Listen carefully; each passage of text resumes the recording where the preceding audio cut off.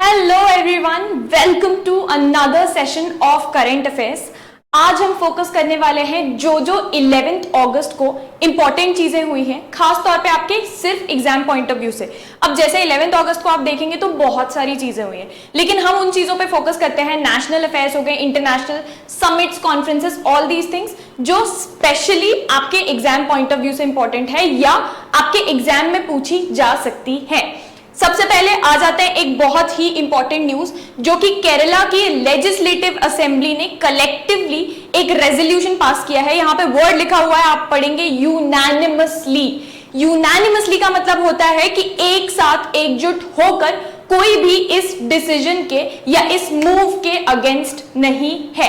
तो सबने एकजुट होकर बोला है, बेसिकली सेंट्रल गवर्नमेंट को एक अर्जी डाली है कि प्लीज हमारे स्टेट का नाम आप ऑफिशियली चेंज कर दीजिए फ्रॉम केरला, जो कि अभी हम यूज करते हैं, टू केरलम। तो ये इस पूरे चेंज का मतलब क्या है, क्या पॉइंट है इस चीज का, वो हम डिस्कस करते हैं।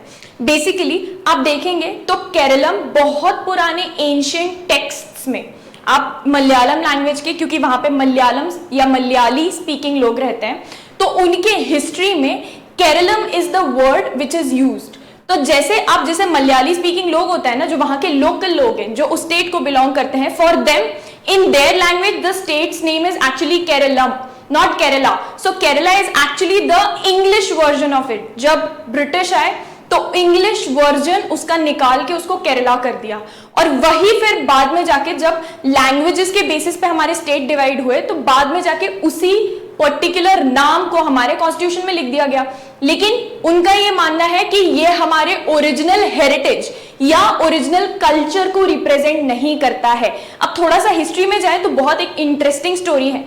ऐसा माना जाता है कि जो लॉर्ड या प्रभु पुरुषोत्तम थे, परशुराम थे, उन्होंने ये केरला जो है स्टेट, ये बेसिकली ओशियन से, समंदर से रिक्लेम करके बाहर निकाल के लाए थे और इसको पूरा का पूरा इस्टेब्लिश किया था, और उसके बाद से ही केरलम नाम चलता आ रहा है। तो ये इसकी हिस्ट्री इतनी ज्यादा पुरानी है, इसलिए अब वहां के लोग यूनानिमसली, और लोग क्यों बोल रही हूं मैं, आप बोलोगे कि मैम यहाँ तो केरला की लेजिस्लेटिव असेंबली में रिप्रेजेंटेटिव्स ही तो जाता है ना लोग के, तो बेसिकली वहां के लोग भी इस चीज को लेके अग्री करते हैं कि हमारे स्टेट का नाम शुड बी रीइंस्टेटेड, या वापस से रख देना चाहिए जो उसका ओरिजिनल नाम था।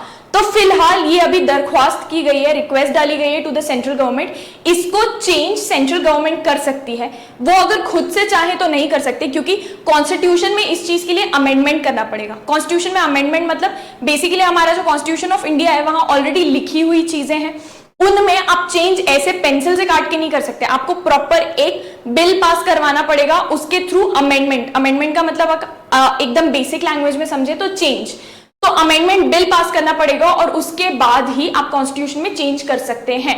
केरला का नाम कॉन्स्टिट्यूशन में केरला दिया हुआ है, इसलिए उसको चेंज करना है तो अमेंडमेंट बिल पास करके फिर केरलम हो पाएगा। जहां तक मेरा मानना है, क्योंकि यहाँ पे कल्चर और हेरिटेज की बात आ जाती है, and we are slowly trying to go back to our original culture and heritage. British ने आके बहुत सारी चीज हमारी खराब भी की और चेंज भी की, हम धीरे धीरे वापस रिक्लेम कर रहे हैं अपना कल्चर। तो जहां तक मेरा मानना है, ये name change should be easy, और इसको एक्सेप्ट कर ही लिया जाएगा। Coming on to the next, again related to a state only, it's a state news, but ये नेशनल इंपॉर्टेंस की है। तो ऐसी स्टेट न्यूज जो कि नेशनल इंपॉर्टेंस के लिए, वो आपके एग्जाम में बहुत आसानी से पूछी जा सकती है, आपसे एक्सपेक्ट किया जाएगा कि आपको आना चाहिए। तो छत्तीसगढ़ में धमतारी डिस्ट्रिक्ट आप यहां पे देख सकते हैं, वहां का एक ट्राइब है, उस ट्राइब का नाम है कमार ट्राइब। ठीक है, इन ट्राइब को बेसिकली स्टेटस दिया गया है PVTG, particularly vulnerable tribal group. PVTG का स्टेटस या टैग दिया गया है। छत्तीसगढ़ ऐसा दूसरा स्टेट है मध्य प्रदेश के बाद इस तरीके का PVTG टैग देने वाला स्टेट। तो इससे पहले मध्य प्रदेश ये टैग ऑलरेडी दे चुका है, Chhattisgarh has become the second state to give such tag. अब बात करें कि ये टैग क्यों दिया गया उनको, तो आप पिछले सेंसस में, जो ऑफिशियल सेंसस हुआ था, बहुत साल हो चुके हैं हालांकि उसको, 2011 में, उसमें इस ट्राइबल ग्रुप की पॉपुलेशन मात्र 26,000 आई थी, और ये छोटे छोटे डिवाइडेड ब्लॉक्स में, ऐसे 22 ब्लॉक्स में रहते हैं, तो मतलब 22 ब्लॉक्स में उनकी पूरी पॉपुलेशन कवर हो जाती है। उनके कल्चर को प्रिजर्व करने के लिए, उनके ट्रेडिशन को प्रिजर्व मतलब कि खत्म ना हो, वो धीरे धीरे करके कल्चर या ट्रेडिशन कब या क्यों खत्म होता है, वो इसलिए खत्म होता है क्योंकि उसको आगे बढ़ाने वाले लोग नहीं बचते, या लोग अपने कल्चर से दूर हट जाते हैं। कोई भी कल्चर आप देखेंगे कि खत्म हो गया है दुनिया में, आप प्रैक्टिस करने नहीं मिलता, देखने नहीं मिलता, क्योंकि एक तो उस कल्चर की जो लोग थे उनकी पॉपुलेशन कम हो गई, और दूसरा जो थे भी वो भी अपने कल्चर से अलग हट गए। तो इस टाइप के कल्चर को, खासतौर पे ट्राइबल ग्रुप्स बहुत छोटे छोटे होते हैं, ये एक पर्टिकुलर ऐसा कमार ट्राइब है जो कि बहुत छोटा है पॉपुलेशन में, इनके कल्चर को अलग से प्रोटेक्ट करने के लिए ये पीवीटीजी टैग क्यों दिया गया है। मैं एक बहुत छोटा सा एग्जांपल देती हूँ। हम जब छोटे में कोई भी खेल खेलते थे, है ना, गेम खेलते थे बाहर जाके, चाहे दौड़ के, पकड़म पकड़ाई, hide and seek, all this, तो हम एक वर्ड यूज करते थे। अब मैं वो वर्ड यूज करके बताऊंगी जो मेरे स्टेट में वहां हम लोकली यूज करते थे, हो सकता है यहाँ कुछ और हो, you will get the idea. हम बोलते थे दिस इज, इस बच्चे को कि ये कच्ची लोई है इसकी, या कच्चा नींबू, या समथिंग लाइक दैट। आप, I think you must be getting an idea what I am trying to say, कि बेसिकली उनको पकड़ भी लिया तो उनको, उनके ऊपर दाम नहीं जाएगा क्योंकि वो वल्नरेबल है, उनको जरूरत है सपोर्ट की अभी, तो उनको एकदम गेम जो चल रहा है उसमें एकदम ऊपर लेवल पे, इक्वल पे नहीं ट्रीट किया जाएगा, उनको थोड़ा लीनियंटली ट्रीट करेंगे और उनको प्रोटेक्ट करेंगे। इसी तरीके का आप इस टैग पे आ जाए, पीवीटीजी टैग पर, तो ये टैग गवर्नमेंट इसलिए देती है ऑफिशियली ताकि वो बोले कि अच्छा पीवीटीजी ट्राइब हो आप, तो आपको आपके बेटरमेंट के लिए, आपके कल्चर को प्रिजर्व करने के लिए हम पॉलिसी बनाएंगे, स्कीम बनाएंगे, और कुछ अलग अलग initiatives government particularly in tribes के लिए ले सकती है फिर, है ना। अब गवर्नमेंट अलग अलग, एक ट्राइब जैसे कमार ट्राइब उठा ले तो गवर्नमेंट बोले हम आपके लिए बना रहे हैं, तो बाकी के जो ट्राइब्स इसी तरीके के होंगे वो बोलेंगे कि यार ये क्या हरकत है, हम भी तो हैं, हमारा कल्चर भी प्रिजर्व करो, हमारे ट्रेडिशंस का भी ध्यान रखो। तो गवर्नमेंट ये टैग दे देती है सारे ऐसे ट्राइब्स को, और फिर जो भी उनके बेटरमेंट के लिए करती हैं वो इन सारे ट्राइब्स पर अप्लाई होता है, और ये सारे ट्राइब्स उनका बेनिफिट उठा सकते हैं। तो बेसिकली ये एक इंपॉर्टेंट पॉइंट है कि क्यों इस तरीके का टैग दिया जाता है। आप बोलोगे कि मैम हमको दिख रहा है 26,000 पॉपुलेशन कम है, तो ये अलग से नाम देने की क्या जरूरत है। नाम देने की जरूरत ये है कि फिर गवर्नमेंट कोई भी स्कीम बनाएगी, कोई भी इनिशिएटिव लेगी, तो वो इन सारे ट्राइब्स पे फोकस करके अलग से बना सकती है और बोल सकती है कि अच्छा भाई हमने पीवीटीजीज के लिए ये चीज बनाई है, इसका आप बेनिफिट ले सकते हो। ठीक है, चलो आपको पूछा जा सकता है कि ये ट्राइब कौन से स्टेट में है, कहां पाए जाते हैं, और ये स्टेट कौन से वे नंबर का स्टेट है, सेकंड नंबर पे जिन्होंने ये पीवीटीजी का टैग दिया है। नेक्स्ट इंपॉर्टेंट भाई निराक्षी, वेरी वेरी इंटरेस्टिंग। आप ये बैकग्राउंड में पिक्चर्स देख सकते हैं, इसी तरीके का एक कैप्सूल जैसा अंडर वाटर व्हीकल, पानी के अंदर जाके चलने वाला एक व्हीकल बनाया है, बहुत ज्यादा इफेक्टिव। ऑटोनॉमस मतलब कि वो खुद का दिमाग चला के, ऑटोनॉमस कोई भी चीज, we are autonomous, we as human beings we are autonomous, हम खुद का दिमाग चला के खुद डिसीजन ले सकते हैं। ऑटोनॉमस अंडर वाटर व्हीकल, खुद जाके अपनी मर्जी से या अपना खुद का डिसीजन मेकिंग पावर लेकर अंडर वाटर जाके, अंडर वाटर जो माइंस होती हैं वो डिटेक्ट कर सकता है, पहला काम। दूसरा, अंडर वाटर जाके माइन को सेट करके आना है, उधर रख कर आना है, वहां पे अंदर जाके पानी के सेटअप करके आना है, वो कर सकता है। और तीसरा, कोई भी ऐसी अंडर वाटर पानी के अंदर जाके कोई भी टाइप की रिसर्च है, कोई सर्वे है अंडर वाटर जो अंदर जाके करना है पानी के, क्योंकि इजी नहीं होता है वो, है ना, इंसानों के लिए जाके प्रॉपरली कर पाना। ये तीन इंपॉर्टेंट चीजें ये अंडर वाटर व्हीकल कर सकता है जो इंडिया ने नया लॉन्च किया है। It is a sort of first of its kind only, क्योंकि इससे पहले इस तरीके का पर्टिकुलरली माइन के लिए एग्जिस्ट नहीं करता था। तो इसको बोला जा रहा है AUV, autonomous under water vehicle. और इसका नाम क्या है? इसका नाम है निराक्षी। ठीक है, तो आपसे सीधे सीधे इसका नाम पूछा जा सकता है। इसका कमर्शियल लॉन्च, मतलब अभी सिर्फ इसके बारे में इंफॉर्मेशन दी है, इसका कमर्शियल लॉन्च आप एक्सपेक्ट कर सकते हैं अगले आने वाले 6 महीनों के अंदर। और ये जो निराक्षी है ये किन के साथ कोलैबोरेशन में बनाया गया है? ये बेसिकली बनाया गया है कोलकाता बेस्ड एक वॉरशिप मेकर कंपनी है जिनका नाम है garden research ship builders and engineers. Garden research ship builders and engineers इनका नाम है। इनके साथ कोलैबोरेट करके ये व्हीकल को पूरा डेवलप किया गया है। It is again a major move for India, और बहुत बड़ी चीज है ये इंडिया के लिए। क्यों? क्योंकि इस टाइप का माइन डिटेक्शन बहुत ज्यादा इंपॉर्टेंट होता है। कहीं कहीं जाके अंडर वाटर माइन सेटअप कर दी। माइन मतलब पता है ना, ये जो जमीन की माइन आपने मूवीज वगैरह में देखी होगी, यू स्टेप ऑन इट और आप अगर पैर हटाओगे तो वो फट जाता है, माइंस। तो उस टाइप के अंडर वाटर माइंस, उसमें अब आप ये समझो कि इंसानों को बिठा के भेजना कितना ज्यादा खतरनाक होता है, क्योंकि अगर वो डेटोनेट हो गया, अगर वो फट गया, तो मतलब आपका तो कोई स्कोप ही नहीं बचा बचने का, है ना।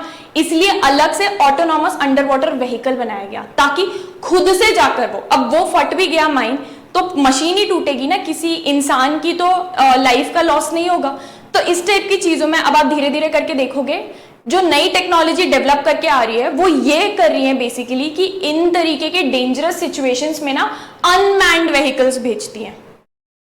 जैसे आप स्पेस का एग्जांपल उठा लो, कहीं नई जगह स्पेस में कोई भेजा जाता है ना, किसी भी नई जगह, तो पहले अनमैन्ड व्हीकल भेजते हैं, है ना। अभी चंद्रयान 3 भी भेजा, तो क्योंकि वहां पे लैंड करना थोड़ा अभी भी मुश्किल है, क्योंकि चंद्रयान 2 आपको याद होगा कि वो ऑर्बिट तो कर रहा था जाकर, लेकिन लैंड करते टाइम सॉफ्ट लैंडिंग नहीं कर पाया, सॉर्ट ऑफ बोल सकते हैं इट क्रैश्ड, क्योंकि वहां जाके सॉफ्ट लैंडिंग करके जो पूरा काम करना था वो नहीं कर पाए। अब ये सोचो, वहीं हम इंसानों को बिठा के अगर भेजते तो लाइफ का लॉस होता, है ना। तो इस टाइप की चीजों में जब तक एकदम फुल प्रूफ नहीं बन जाती चीजें, तब तक हम मशीन्स को भेजते हैं। और सारा का सारा ये जो डिजिटाइजेशन हो रहा है, ये जो सारा का सारा हम अब एआई की तरफ जा रहे हैं, मशीन लर्निंग की तरफ जा रहे हैं, ये क्यों हो रहा है? ताकि इस टाइप की सिचुएशन में हम ऑटोनॉमस मशीन्स बना पाए, जो जिनका खुद का डिसीजन मेकिंग पावर हो। मैं इसका एक छोटा सा एग्जांपल देती हूँ। आप चैट जीपीटी यूज करें, है ना। चैट जीपीटी को बोला जा सकता है थोड़ा बहुत कि ऑटोनॉमस, अच्छा दो वर्ड्स हैं जिनके बीच में I want you to know the difference, autonomous and automatic, है ना। ऑटोनॉमस और ऑटोमैटिक, ऑटोमैटिक आपकी वॉशिंग मशीन भी है ना। ऑटोमेटिक वॉशिंग मशीन, आप एक बार बटन ऑन कर दो, इंस्ट्रक्शंस डाल दो, वो ऑटोमेटिक खुद से चलकर, खुद से फंक्शन करके, मतलब यहां हम सिर्फ टेक्निकल फंक्शन की बात कर रहे हैं। मशीन है वो सिर्फ जो ऐसा काम करती है कि आप एक बार बटन ऑन कर दो तो ऑटोमेटिक पूरे कपड़े धुल के बाहर आ जाएंगे। ऑटोनॉमस अगर आपकी वॉशिंग मशीन होती तो आप कपड़े डाल रहे हो उसमें, तो वो खुद डिसाइड करती कि किस तरीके के सेटिंग में धोना है उसको, वो खुद डिसाइड करती धोना भी है कि नहीं उसको, और बेसिकली उसमें डिसीजन मेकिंग पावर होता। तो ऑटोनॉमस और ऑटोमैटिक में कभी भी कंफ्यूज ना हो, बहुत सारी चीजें आप देखेंगे। और एक और वर्ड यूज होता है जो हमने पहले पढ़ा था, यूनानिमसली। ऑटोनॉमस, ऑटोमेटिक और यूनानिमसली में बच्चों को बहुत ज्यादा कंफ्यूजन होता है। यूनानिमसली मतलब एक साथ एकजुट होकर। ऑटोमेटिक वॉशिंग मशीन हो गया हमारा, कार्स ऑटोमेटिक होती है लेकिन कार खुद डिसीजन नहीं लेती। ऑटोनॉमस खुद डिसीजन मेकिंग पावर एक लिमिट तक रहता है उनके पास, ठीक है। सो इस अंडर वाटर व्हीकल का नाम है नीराक्षी। अगले 6 महीने में आप इसका लॉन्च एक्सपेक्ट कर सकते हैं। Coming on to the next one, एक ही अपॉइंटमेंट हुआ है कल, और वो हुआ है इंडियन ऑयल कॉर्पोरेशन लिमिटेड में। आप यहाँ पे देख सकते हैं इंडियन ऑयल कॉर्पोरेशन लिमिटेड के नए चेयरमैन अपॉइंट किए गए हैं, रादर उनको बोल सकते हैं रीअपॉइंट किए गए हैं चेयरमैन। उनका नाम क्या है? मिस्टर श्रीकांत माधव। तो उनको रीअपॉइंट कर लिया गया है अगले 1 साल के लिए, और पहले भी यही थे, इन्हीं को रीअपॉइंट किया गया है, इन्हीं का टेन्योर कंटिन्यू कर दिया है। कहां पर? Indian oil corporation limited. अब आप बोलोगे कि मैम ऐसी तो बहुत सारी कंपनीज है, but this is important, this is a PSU, है ना। तो पीएसयू के बहुत बार आपसे क्वेश्चंस पूछे जाते हैं कि भाई इसके नए चेयरमैन, इसके नए एमडी, सीईओ, बैंक्स जो मेजर बैंक्स हैं, इंपॉर्टेंट बैंक्स हैं, HDFC, Punjab National Bank, SBI, major जो इंपॉर्टेंट बैंक्स हैं जिनके नाम हम सुनते ही रहते हैं, नेशनल लेवल पे इंपॉर्टेंट है, इंटरनेशनल लेवल पे इंपॉर्टेंट है, इन बैंक्स के नए सीईओ बने, एमडी बने, कुछ भी ऐसे बने हैं तो आपके लिए जानना इंपॉर्टेंट होता है। इसी तरीके से इंडियन ऑयल कॉर्पोरेशन लिमिटेड आपके लिए जानना बहुत ज्यादा इंपॉर्टेंट है। Coming on to the next one, भाई स्पोर्ट्स की न्यूज में जो एक मेजर चीज हुई है, इंपॉर्टेंट चीज हुई है, वो हो रहा था world cadet wrestling championship, world cadet wrestling championship 2023 का। अब ये कहां पे हो रहा था ये आपके लिए जानना जरूरी है, तो आप ये 4th लाइन में देख सकते हैं, इस्तांबुल, टर्की। क्योंकि कई बार आपसे ये नहीं पूछा जाएगा कि कौन जीता है, आपसे ये पूछा जाएगा कि ये हो कहां पे रहा था, ठीक है। तो आपसे ये भी पूछा जा सकता है, world cadet wrestling championship 2023 where was it held? It was held in Istanbul, Turkey. अब इसमें अब जीते कौन है, क्यों ये प्रोमिनेंट न्यूज में आया है? इसमें जीती है Indian wrestler Savita, she has enter किया था उन्होंने event as a defending champion and she has won the only gold for India women's 61 kgs. इसमें कैटेगरीज डिवाइडेड होती है, रेसलिंग में आप देखेंगे आप हर कैटेगरी में नहीं कर सकते, इसकी कैटेगरीज डिवाइडेड होती है वेट के हिसाब से, क्योंकि एक इक्वल लेवल सारे प्लेयर्स को या रेसलर्स को यहाँ पे देने का ट्राई करते हैं। तो अगर कोई 61 केजीज का रेसलर है या 60 केजीज का रेसलर है, वो 90 किलो के रेसलर से लड़ेगा, तो ये इक्वल प्लेटफॉर्म नहीं हुआ। वो 90 किलो वाला की अलग स्किल्स होती हैं, 60 किलो वाले की अलग स्किल्स होती हैं। तो इस तरीके से डिवाइडेड होता है वेट की कैटेगरी में। तो 61 केजीज की कैटेगरी में Savita ji is the only Indian wrestler जिनको गोल्ड मिला है, ठीक है। So it is a very big news for India.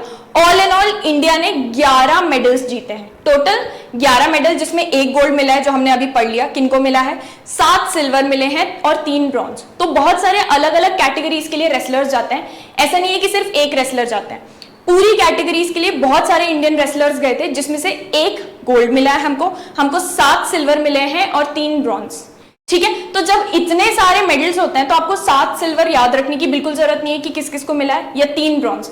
आपको याद रखने की जरूरत है गोल्ड किसको मिला है, ये चैंपियनशिप हुई कहां पे थी, और टोटल इंडिया को कितने मेडल्स मिले हैं, 11, ठीक है। जब इतने 7, 8 इतने ज्यादा नंबर ऑफ मेडल्स होते हैं तो फिर आपसे एक्सपेक्ट नहीं किया जाता जनरली एग्जाम में कि आपको एक प्लेयर का नाम याद हो। ओके, चलो coming on to the next news. Subhash Runwal, उनको बेसिकली मिला है lifetime achievement award, RICS, RICS इसका नाम है। रिक्स बेसिकली होता है royal institution of chartered surveyors, ठीक है। ये पहली बार ही first of its kind of awards या फर्स्ट एवर अवार्ड्स रिक्स ये दे रही है, और ये मिला है मिस्टर सुभाष रुनवाल को। ये बेसिकली एक लीडिंग रियल एस्टेट डेवलपर के तौर पे काम करते हैं, जिनकी बहुत सालों से वो इस फील्ड में ऑलरेडी काम कर रहे हैं, मतलब आई थिंक 35 से 40 साल की इनकी लेगेसी हो चुकी है ऑलरेडी। तो he actually deserves this lifetime achievement award, और उसी चीज को रिकॉग्नाइज करने के लिए रिक्स ने इनको लाइफ टाइम अचीवमेंट अवार्ड दिया है। अब ये अवार्ड फर्स्ट एवर अवार्ड्स, पहली बार इसको इस तरीके का दिया जा रहा है, आगे जाके कंटिन्यू भी करेगा। तो आपसे पूछा जा सकता है सीधे सीधे कि भाई ये रिक्स लाइफ टाइम अचीवमेंट अवार्ड्स किनको दिया गया है। It's a very important news, ठीक है। This is related to the corporate side of things. तो किनको दिया गया है, मिस्टर सुभाष रुनवाल को। Okay, so this was all for today's important news. आज के डेट में कुछ बहुत ज्यादा इंपॉर्टेंट डे नहीं है। 12 अगस्त जो हम कल पढ़ेंगे, कल बहुत ज्यादा इंपॉर्टेंट डेज हैं।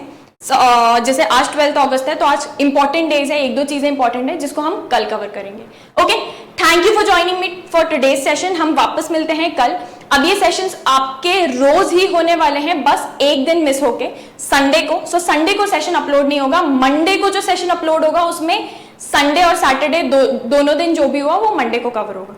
सो you will have a total of 6 sessions of week. इन 6 सेशंस में पूरे वीक में क्या हो रहा है वो कवर हो जाएगा। अब इन 6 सेशंस को करने का पॉइंट क्या है, बेसिकली यही कि आप रोज रोज करके 20 मिनट 25 मिनट से ज्यादा का सेशन नहीं होता। 20 मिनट 25 मिनट अगर आप देखने की आदत डाल लेते हैं तो आपका पूरा महीना कवर हो जाएगा, इतना कैजुअली आपको पता भी नहीं चलेगा। जैसे अभी जो हमने न्यूज पढ़ी आपको बहुत इजीली दिमाग में बैठ गई होगी, यही आप एक साथ पूरे एक महीने का क्रैम करने का, रटने का ट्राई करोगे तो बहुत स्ट्रेस होगा, क्योंकि काफी सारी इंफॉर्मेशन होती है। तो इसको डिस्ट्रीब्यूट करके अगर आप ओवर द वीक 6 दिन में कर लेते हो तो it will be the easiest and it will become your most favorite subject, trust me, ठीक है। चलो, I'll see you guys again tomorrow tomorrow is Sunday, so I'll see you guys again on Monday। आज क्या हुआ, 12th को क्या होगा और 13th को क्या होगा हम डिस्कस करेंगे Monday को। Thank you for joining me for today's session। I'll see you again, bye bye।